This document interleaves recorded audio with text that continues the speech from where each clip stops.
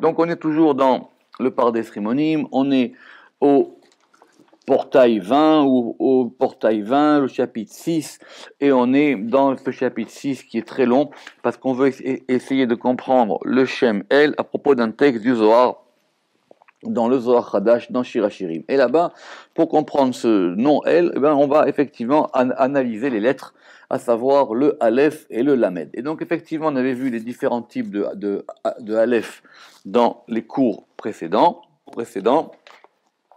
Et on avait vu effectivement maintenant l'histoire de ce Aleph qui comprenait l'unité, d'une part, qui d'un côté, dans le déploiement des lettres, s'est penché à partir de Chesed, et qui désignait effectivement l'union quand il était apposé ou accolé avec une lettre féminine. Et on avait vu pour ça l'exemple qu'il y avait dans les 4 premiers mots de la Torah, qui étaient Bereshit, Bara, Elohim, Et. Très bien. Où on a 4 fois le Aleph, on reprend juste 2 lignes plus haut. A, Acha, Arba, Alfin. Donc on a ici 4 lettres. Qui bechol echad me arba tevot ele, parce que dans chacun de ces 4 mots, yesh ot aleph, il y a une lettre aleph, chez arremez el azachar qui indique le masculin, ve ot acheret chez nekeva, et une autre lettre qui indique le féminin. Très bien, ketzad. De quelle manière? On avait dit que dans Bereshit, il y avait un aleph, évidemment. Dans Bereshit, il y a un aleph qui est masculin, et il y a un féminin qui est le tav.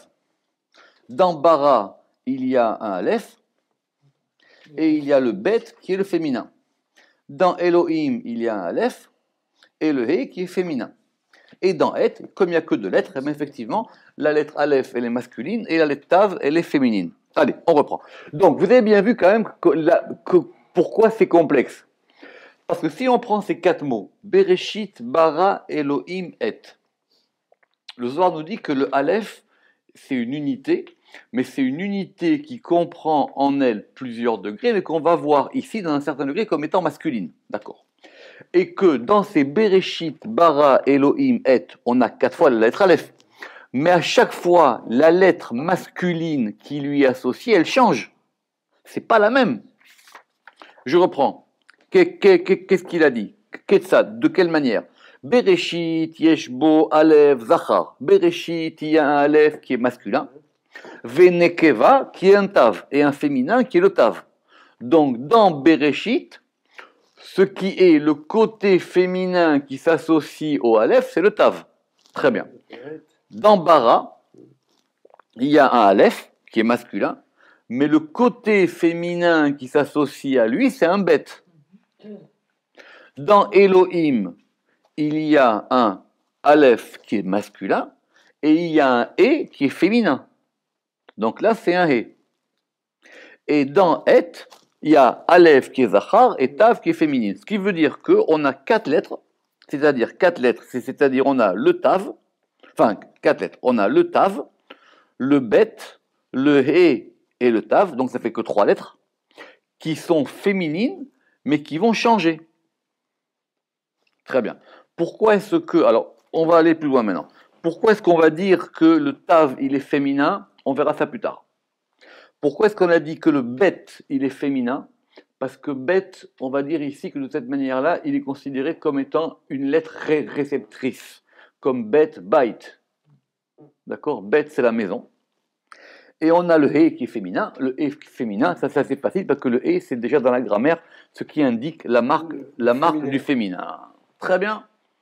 Alors, maintenant, on avait dit que pour comprendre ça, on avait dit Oube Sifra de Rav Amnuna Saba. Et dans le livre de Rav Amnuna Saba, donc on a déjà parlé de ça plusieurs fois, il y a un personnage particulier dans le Zohar qui s'appelle Rav Amnuna Saba. Pour être exact, il y en a 2. Parce que le Zohar il dit qu'il y a Rav Amnuna Saba le 1 et Rav Amnuna Saba le 2. Ce Rav Amnuna Saba, littéralement, c'est Amnuna. Nuna, c'est le poisson. D'accord? C'est un personnage particulier, à tel point qu'il y a une occurrence dans le Zohar à propos de Pessah où il dit qu'il n'est pas d'accord avec Rabbi Shimon. Donc ça, c'est pas évident dans le Zohar, d'accord? Et il dit chez moi, c'est pas comme ça. D'accord? Il dit chez moi, c'est pas comme ça. Et chaque fois qu'on appelle ou qu'on mentionne ou qu'on donne un exemple ou un enseignement de Rav Amnullah Saba, c'est quelque chose de particulier. D'accord? En plus, pour l'histoire, dans le Zohar, il a un fils particulier qui lui aussi va avoir des dons exceptionnels. Donc c'est pour ça qu'ici, on nous amène évidemment l'histoire de Sifra des Rav Amnullah Saba, le livre de Rav Amnullah Saba.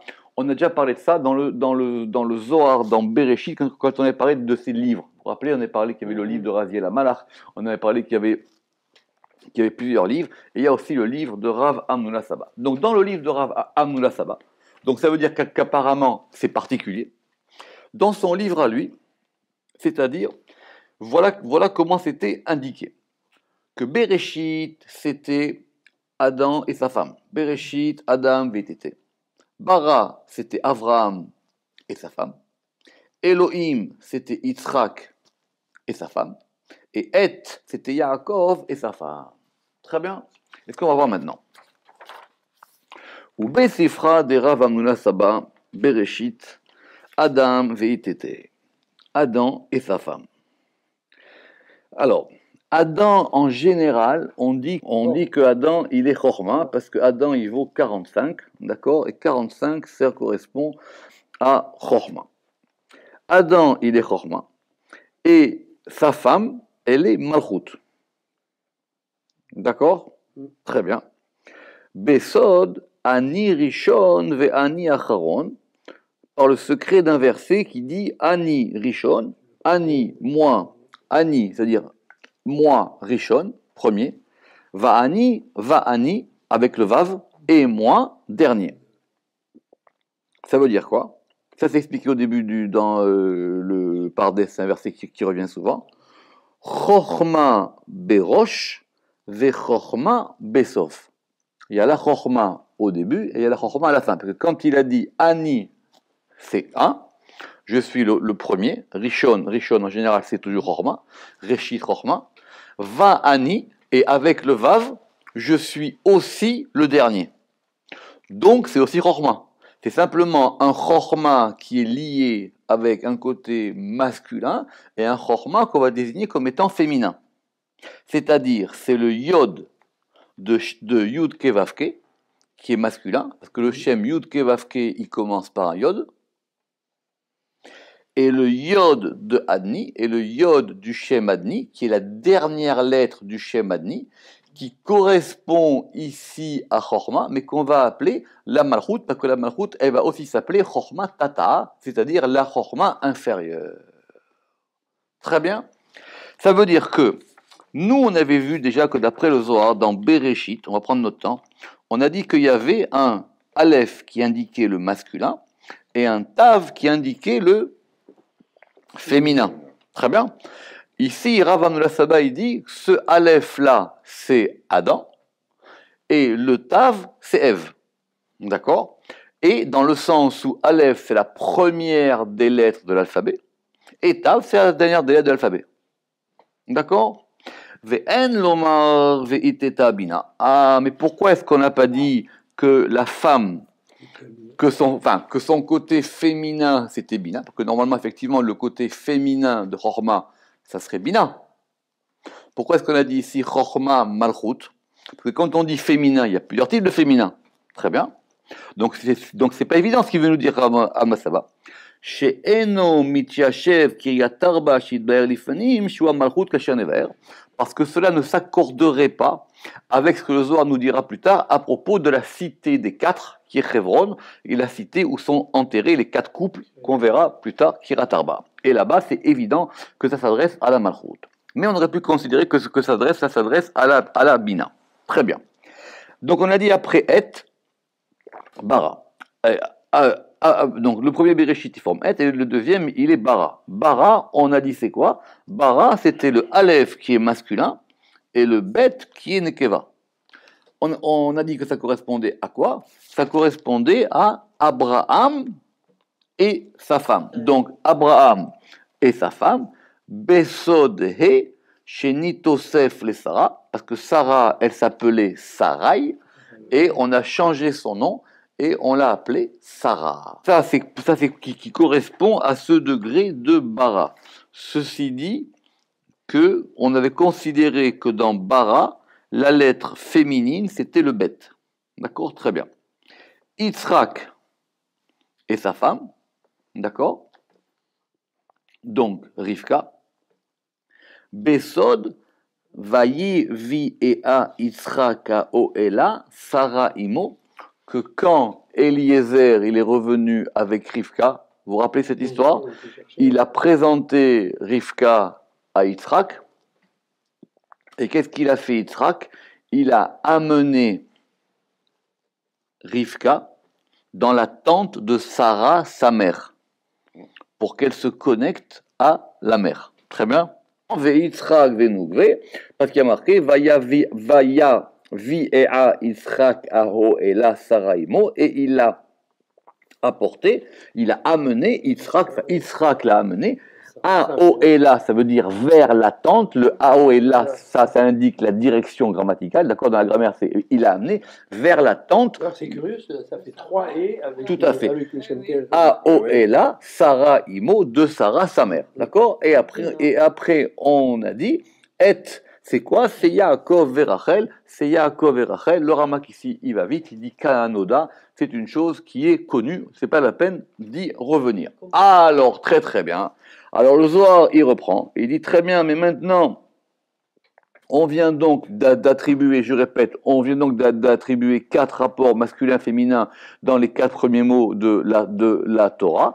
Et on a effectivement indiqué que, par exemple, le dernier, dans Bereshit, Bara Elohim, et, c'était à la fois masculin et féminin. Alors le Zohar, tout de suite, il dit, mais il y a une question. Parce que c'est un tout, donc il y a le masculin et le féminin. Très bien, mais le Zohar, il en sait plus que nous. Le Zohar, il dit, mais ça, je l'accepte pas facilement. Pourquoi? Ve'itema et anukva becholatar. Mais non, c'est faux, parce que normalement, et, ça indique le féminin. Et c'est là qu'on va rentrer dans des choses compliquées. Très bien, et c'est-à-dire, pirouche, qui est ou meyucha c'est la malchut bechol makom. En général, ce est, d'accord, on va pas revenir sur la signification grammaticale du et, qui est l'introduction du complément d'objet direct, d'accord, ce fameux mot qui ne se traduit pas. Le et, en général, et tout le temps, il est attribué à la malchut bechol makom dans chaque endroit, ka'asher noda, comme il est su, et comme cela sera expliqué dans la porte des valeurs, des attributs. בסדר. ואם כן, איך אנו מייחסים אותו על זכר ונקבה יחד? Alors maintenant, comment est-ce que être qui est féminin, il peut indiquer à la fois l'union du masculin et du féminin? Il faut savoir. D'accord? Très bien. Velazé tiretz. Et alors maintenant, on va voir la réponse du Zohar. Très bien. Ce qui veut dire quoi? Ça veut dire que c'est pas évident. On peut pas non plus attribuer du masculin et du féminin à tous les degrés. C'est pas du relativisme absolu. Tu m'as dit que être c'était masculin-féminin. Il dit mais non, normalement être c'est féminin. Très bien. Alors on va voir. Réponse du Zohar. Tachazé. Donc on reprend le Zohar. Et dachar, tet nugva. Le Zohar il dit, c'est très bien. Le Zohar il dit, alors donc on va considérer que le Aleph il est masculin, je relis le Zohar, et après on va voir ce que dit Ramak. Le Aleph il est masculin, et le Tav il est féminin. Kelilan tarvayu kechada, c'est la totalité des deux ensemble. Venugva itraze beshlemu, et le féminin il se montre dans sa totalité, dans sa globalité. Kelila beraza de choladvan, qui est la totalité dans le mystère de toutes les lettres, ou berinken, et à cause de ça, et afalgav de nugvaï, et ce et, bien qu'il soit féminin, aval beraza de klala de dechora, mais il est le mystère de la totalité du masculin.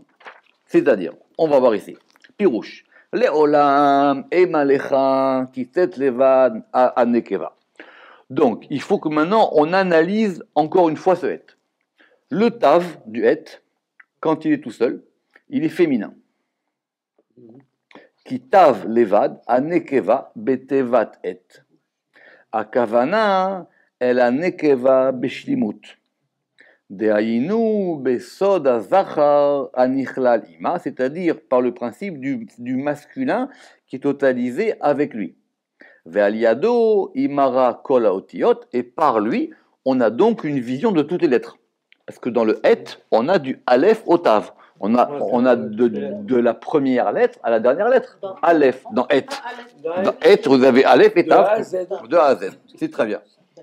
Ve'ainu de mefaresh bemakom acher, et c'est ça qui est expliqué dans un autre endroit, dans le Tikkun HaZohar. Et, oraita kelula me aleph atav. Et, c'est la Torah entière qui est dans ce degré qui va du Aleph jusqu'au Tav.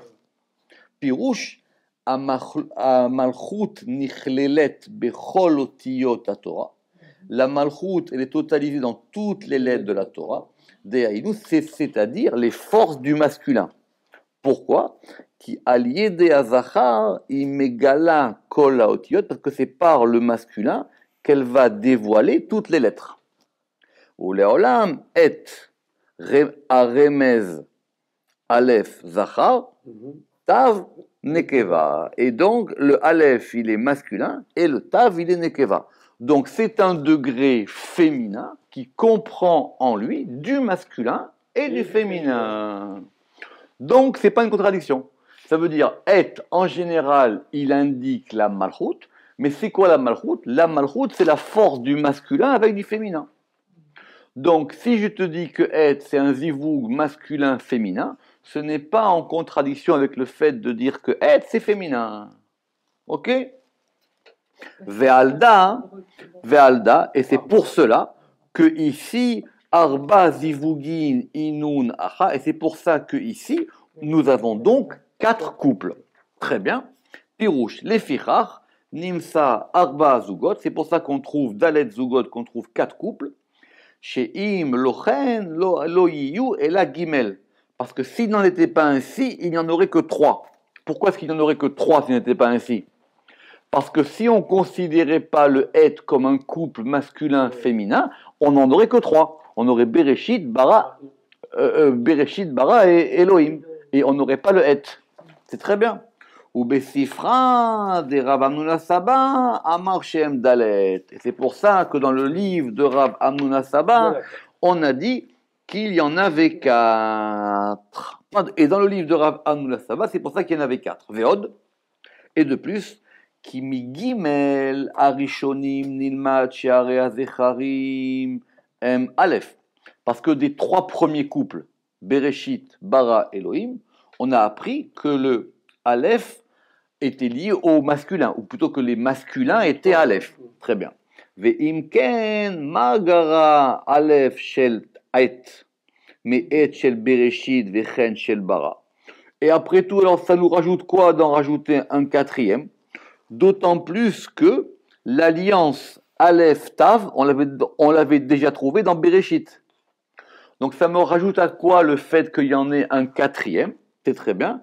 Et la Vadaï, Ma itlecha le mimar kedeamina. Donc du coup, pourquoi est-ce que je dis ça comme on a dit? Vezeshamar ou becholata alev dachar. Et c'est pour ça que le Zohar il a répondu que dans chaque endroit, c'est-à-dire dans tout endroit, le aleph il est masculin, c'est-à-dire même quand il est dans le et, il est encore masculin. Des mitrabra benugva be'atachara qui va s'unir avec le féminin dans une autre lettre. Très bien. Et on arrive donc à ce principe des 4 couples. Et ces 4 couples-là, ça correspond à Kiryat Arba. Très bien. Alors, Kiryat Arba, Kirya, c'est quoi la Kirya? La Kirya, en hébreu moderne, c'est très simple. La Kirya, c'est la traduction de city. Donc, on va dire que la ville, c'est Ir, et Kirya, c'est la cité. D'accord? Très bien. Mais c'est quand même un mur à l'origine. Oui, c'est-à-dire c'est une cité qui est entourée par un mur. D'accord? Très bien. Alors que Ir, ça peut être plus une ville, et comme on dit un village, tant qu'on est en train de faire de l'hébreu, un village, ça se dit Kfar. D'accord? Très bien. Alors, et pourquoi est-ce que cette ville-là, elle s'appelle Kiryat Arba? Pourquoi est-ce qu'elle s'appelle la ville des 4? Pirouche. Alors, Amalchut Nikra Kiryat Arba. C'est la Malchut qui s'appelle Kiryat Arba. Al Shem Shei Mityachedet Be'arba Mekomot Ele, parce qu'elle va s'unifier avec ces 4 endroits. Donc c'est la Malchut qui va s'unifier en 4 degrés. Ve'en akavana shizdaveg Malchut el zulat atiferet. Ça ne veut pas dire que la Malchut, elle va avoir une autre union qu'avec Tiferet. En général, le masculin lié à la Malchut, il est Tiferet. On ne parle pas de ça. Et là, Akol les filles à Makom chez Imizdaveget Imbala, mais tout va dépendre du lieu de l'union. Et c'est grâce à ça qu'on va avoir les 4 points qui vont monter et descendre dans l'alphabet. C'est-à-dire, il y en a. Le relève, Donc, il peut être en bas, c'est un chirek. Il peut être au milieu, c'est un ou. Il peut être en haut avec le vav, et il peut être en haut sans le vav. Et on a ici les 4 points. Et le point, c'est la malchut. Ça c'est expliqué dans les Tikkun HaZohar. Donc, la malchut, évidemment que son masculin, c'est le tiferet, mais ça va dépendre du lieu de cette union, où est-ce qu'elle a lieu. Comme dira le Zohar, c'est pas pareil. Si le Zohar, il dit, c'est pas pareil si le roi, il va chez la reine, ou si la reine, elle va chez le roi. C'est pas la même chose. Ça dépend du lieu. Et en fonction du lieu où a lieu l'union, il y a ça. C'est pour ça c'est pour ça qu'ici, on a que Kiryat Arba, ça s'appelle la Malchut. L'Ifamim. Alors, parce que quelquefois, Mizdaveget imo besod yichud zivug. Parce que des fois, par exemple, ça va être une union qui va être un yichud, une unification, et un zivug et une union de Adam. De Adam avec sa femme. Sheaya romed shelo besod chochma. Donc, une fois, ça va être dans le mystère de chochma. Ça, c'est Adam et sa femme. Ou l'ifamim betzala chesed.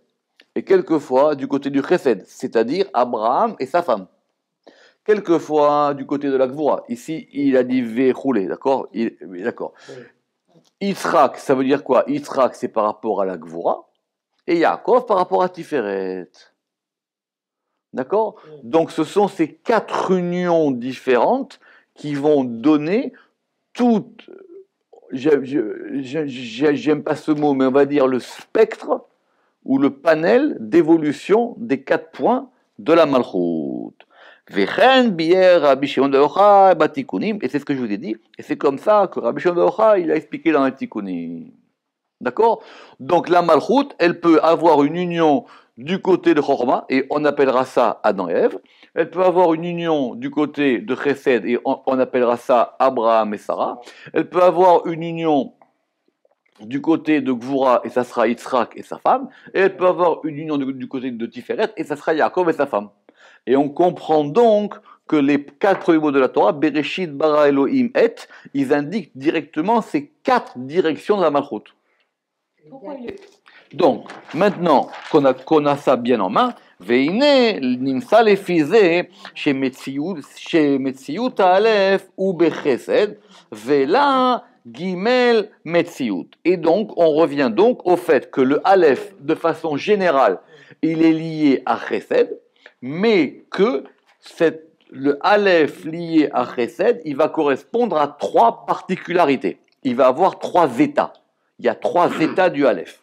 Metziut rishon klalut gimel avot bachesed beyichud gamur. Premièrement, il peut indiquer la totalité des 3 patriarches, c'est-à-dire chesed, gvura, tiferet, qui sont dans une union parfaite et complète. Ça, c'est le premier aleph. Vous vous rappelez, celui-là, on l'avait écrit Yud Vav Yud. Très bien. Le deuxième aleph, Acharkar, Metziut Sheni, il a un deuxième état, Besod, Kabbalata, Miyamin ou Mismol, quand il va recevoir et de la droite et de la gauche, c'est-à-dire que c'est un aleph maintenant qui est central et qui reçoit des 2 côtés. Ve'acharkar Metziut Gimel, Et après, il a une troisième particularité, c'est-à-dire im yichud im nekevato, qui est l'union avec son féminin, qui est la malchut, qui va être la nekuda tartona, qui va être le point inférieur. Et celui-là, il est yud vav dalet. Oui, parce qu'ici, dalet, c'est par rapport au féminin. Dans le premier, on avait dit que c'était chesed vura tiferet. Dans le deuxième, on avait dit que c'était yud vav vav yud. Et le troisième, c'est yud vav dalet. Ve'abina ashora alav. Et la bina qui réside sur lui, parce que bina, c'est la mère de chesed. Et la bina qui est sur lui, qui est le yod à Eliona. Et la bina qui réside sur lui, qui est le Yuda Eliona, Besod, Gimel, Rishonot, qui va correspondre aux trois séphirot supérieurs, Keter, Horma, Bina. Vers Gavorchin, la Madnou, et en passant, nous avons appris qui Abraham venugve M, Aleph, Veot, Acher, Nekeva. Et effectivement, et on a appris en passant que Abraham et sa femme, c'était le Aleph et avec une autre lettre qui était féminine. D'accord? Avec une autre lettre féminine qui était Abraham, qui était lié à Bara, c'est-à-dire le Aleph, le Aleph qui est masculin et le Bet qui est féminin, qui était Sarah. Ça, c'était pour reprendre le fil du Zohar. Beseder. Et donc maintenant, nous allons revenir à notre histoire du Aleph par rapport au Shem El. Maintenant, nous allons revenir à notre lettre Lamed. Ve'atan, shav levaer Lamed shel kel. Et donc maintenant, le Zohar, il va maintenant nous expliquer la deuxième lettre du nom El, qui est le Lamed. Très bien. Et c'est pour ça qu'on avait dit que le Lamed, ta question, le Lamed, c'était cette fameuse tour, c'est un d'Amigdal des Parach Bavira, c'est la tour qui s'envole dans l'air. C'est-à-dire, Aïnou. Et c'est quoi? C'est la Bina. Alors, l'attribution des lettres aux sphirotes, elle n'est pas automatique. Vous avez bien compris qu'elle va comprendre qu'elle dépend du mot, elle dépend du contexte. Mais ici, on va considérer que le Lamed, il est lié à la Bina. Pourquoi? Parce que la Bina, Venikreet Migdala de Porach Be'avir. Elle s'appelle une tour. Porach, c'est qui s'envole, mais c'est aussi Milachon Perach qui fleurit. D'accord, comme quelque chose qui monte, comme une plante qui monte. D'accord, c'est une tour qui monte dans l'air. Pourquoi? Les filles chez I Porachat Vechofefet à la Tiferet, parce que c'est quoi la Bina? C'est quelque chose qui va fleurir et qui va entourer Tiferet. C'est la mer Bina, elle est au-dessus. Et donc, c'est une tour qui va fleurir et qui va entourer, comme si, vous voyez, comme si ça faisait une je sais pas comment on dit, une volute, quoi. D'accord, comme si ça faisait une volute au sens architectural, comme si ça faisait une volute qui allait entourer Tiferet. Et Tiferet, comment est-ce qu'il s'appelle? Tiferet, il s'appelle Avir. C'est pour ça que quand on dit que l'Amed, c'est une tour qui s'élève dans l'air, le Avir, c'est Tiferet. À Tiferet, Shenikra Avir, comme cela sera expliqué dans Arkei Akinoïm, pourquoi est-ce que Tiferet s'appelle Avir. Très bien, on continue. Qu'est-ce que disait le Zohar? On va reprendre. Lamed d'Amigdal des Parach Bavira, des Iou Melech Gadol, et qui est un grand roi, et c'est pour ça que ça s'appelle El. Pourquoi? Parce que Bina, elle est Melech. Pirouche Melech chez ou Bina. Ve'u Chofef à la Chesed, et il entoure, il surplombe le Chesed, qui est Gedoula. Parce que ici, le Zohar, il marche de façon, on va dire, un peu pas évidente. Il dit, c'est quoi ce Lamed maintenant? On revient. Il dit, ce Lamed, on revient. Qu'est-ce qu'il a dit? Il a dit, ce Lamed, il était quoi? Ce Lamed, il était Migdal de Parach Ba'avira. C'est une tour qui s'élève dans l'air. Des Iou Melech Gadol, qui est le grand roi, ou Berinkar, Ikreel, et c'est pour ça que ça s'appelle El. Très bien. Or, Gadol, c'est quoi? Gadol, ça veut dire grand. Or, Gadol, ça vient de Gedula, la grandeur. Or, Gedula, c'est quoi? Gedula, c'est le tout à fait, c'est Chesed. C'est pour ça que ça s'appelle Melech Gadol. Vous avez compris. Pirouche Meler Shiubina, Veu Chofef à la Chesed Shigidula, ou Besibato, et c'est pour cette cause-là, Nikraou qui s'appelle Melech Gadol, qui s'appelle le grand roi. Donc, maintenant, petite question, pourquoi est-ce que Melech, on peut l'attribuer à Bina, bien que Bina ce soit féminin? Melech, ça peut aussi indiquer la Bina. Par exemple, dans les baroques, quand on dit Baruch Ata Hashem Eloheinu Melech Haolam, en général, Melech c'est Bina. D'accord? Très bien. Ve'ayinu, Lamed, et donc ce Lamed-là, Chofefet ala Aleph, ce Lamed-là, il va entourer le Aleph, chez ou Be'avir, qui est dans le Avir, ou Be'metziut Chesed, et qui est dans le degré de Chesed. Donc on a un Aleph qui est dans Chesed, qui est entouré, ou qui est surplombé, on va dire, qui est surplombé par une tour qui est liée à Bina. Velachen, Nikra Amida Azot El, et c'est pour ça que ce nom, il s'appelle El, les Orot al Sod à Amoukazé, parce qu'il indique ce grand mystère, qui est quoi ce mystère? C'est que le Shem El, c'est du Chesed qui est surplombé par la Bina. Donc il nous a fallu du temps, mais là maintenant, c'est clair. Donc c'est quoi le Shem El? C'est Aleph Chesed qui comprend en lui la totalité et l'unité, et qui va être surplombé, accolé, entouré par une tour qui s'appelle le Lamed, qui est la Bina. Donc Bina plus Chesed, enfin Chesed plus Bina dans cette configuration-là, ça forme le Shem Kel. Reprenons le Zohar. Donc cette combinaison des deux noms, le Zohar il a dit Eila ve'em saïta kachada, le haut et le milieu ensemble. Il a ve'resha de ashgachuta, le haut, mais il associe la cause, le haut et la tête des ashgachuta, de la surveillance divine. Resha de chol advan kechada, le commencement de toutes les lettres ensemble. C'est-à-dire, Pirouche, Bina, Shei Ila, la Bina qui est le haut, Lemaala, Ke Inyan Abina ala Yichud, c'est-à-dire comme le Bina par rapport à l'unification, et ça c'est un Lamed comme on l'a expliqué. Ve'em Saïta, Ainu Atiferet, Sheu Em Saït Abinyan Kedepirachnu, et le milieu intermédiaire c'est quoi? C'est Tiferet, qui est au milieu, comme on l'a dit. Ce qui veut dire quoi? Ce qui veut dire que ici, par contre, que dans cette union Aleph Lamed, c'est pas simplement Chesed Bina, c'est Bina qui vient avec Tiferet dans ce Lamed là. Ve'en lefaresh ila ainu Aleph ve'em saïta Lamed, et effectivement, on peut pas dire que le haut c'est le Aleph et le milieu c'est Lamed, parce que le Lamed est là.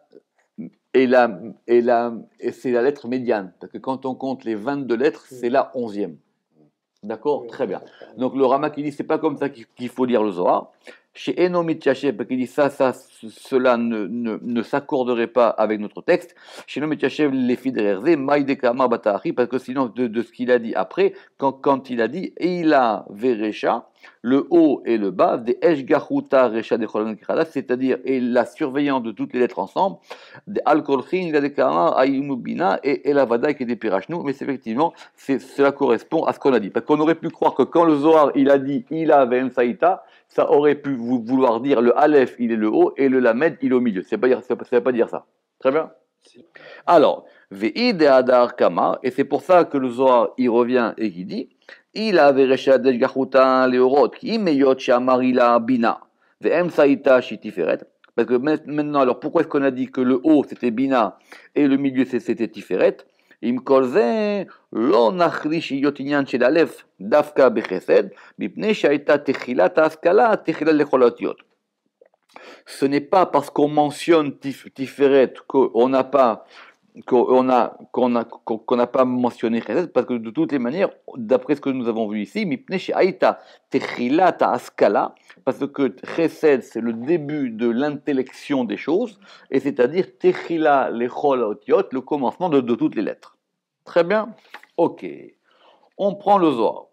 Donc, quand on va prendre ce nom, El, Aleph Lamed, Natil Aleph, Siyu'a dea ou migdala de parchar ba'avira ligabe, ve'ale salik bishma. Comment ça marche le Aleph, le Shemkel? C'est le Aleph qui va prendre appui des Aou Migdala des Parach Be'avira, de cette tour qui s'élève dans l'air, les gabés vers lui, Ve'ale et sur lui, Salik Bishma, et ça forme un nom. Donc le Zohar il est clair là. C'est ce Aleph qui a besoin de ce Lamed, il va s'appuyer sur lui, et en s'appuyant sur lui, ça va former un nom qui s'appelle le Shemkel. C'est pas la peine de... C'est clair, non? C'est en toutes lettres. Hein? C'est clair là maintenant. Alors, Pirouche, qui mipne she'alef she'u ayichut kedepirashnu, parce que le Aleph qui représente l'unification, comme on l'a expliqué, Tsarich el ezrat abina shei el, mais il a quand même besoin de la bina. Parce que le Aleph finalement c'est l'unification, il a tout en lui. Pourquoi est-ce que maintenant il a besoin d'un deuxième degré qui va s'appeler la bina? Velachen achesed nikra beshem kel, mais ce degré de la bina, comme ça le Rama qui dit le Zohar, il a besoin de ce degré de bina pour conforter son chesed. Et c'est pour ça qu'on considérera que le Shem Kel, il est dans chesed. Le bina, c'est du côté de... Très bien, mais c'est pas évident, parce que de ce que le Zohar il a dit, on aurait pu comprendre que le Shem Kel était dans Bina. Vous y êtes ou pas? Oui, mais je... Ce qu'il dit le Ramak. Je reprends, Pirouche. Qui mipne chez Aleph, shiwa yichut kedepirashnu, parce que puisque le Aleph, il représente l'unification, comme on l'a expliqué, Tsarich el ezrat abina, il a besoin de l'aide de la Bina.